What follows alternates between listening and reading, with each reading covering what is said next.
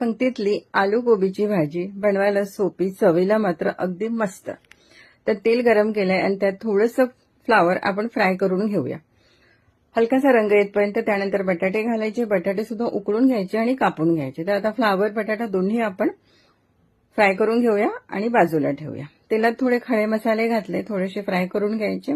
नंतर घालायचं एक कांदा. कांदा सुद्धा गुलाबी रंगावर परतून घ्यायचा.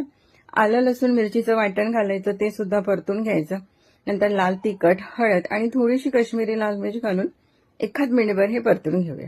नंतर त्यात घालायचे टोमॅटो, 2 टोमॅटो, थोडी कोथिंबीर, धने पावडर, जिरं पावडर घालायचं. हे सुद्धा आपण मिक्स करून घ्यायचं. थोडंसं मीठ घालायचं आणि 1 चमचा ह्यात घालायचा गरम मसाला. परत एकदा मिक्स करायचं, झाकण ठेवायचं. थोडंसं ह्यात पाणी घालायचं. यावर झाकण ठेवून हा मसाला 3 ते 4 मिनिटे आपण परतून घेऊया. 3 ते 4 मिनिटांनंतर मसाला बघा मस्त आपला तयार झालेला आहे. थोडासा मॅश करून घ्यायचा. नंतर यात घालायचे फ्राय केलेले आलू आणि फ्लावर. हे सुद्धा मसाल्यामध्ये आपण व्यवस्थित मिक्स करून घ्यायचं. थोडंसं पाणी घालायचं, गरम पाणी घालायचं. नंतर यात घालायचं वाटाणा. तर हा फ्रोझन वाटाणा आहे. थोडासा वाटाणा घालायचा, मीठ घालायचं, मिक्स करायचं. यावर झाकण ठेवायचं, गॅस कमी करायची. कमी गॅसवर 3-4 मिनिटे ही भाजी शिजवून घ्यायची.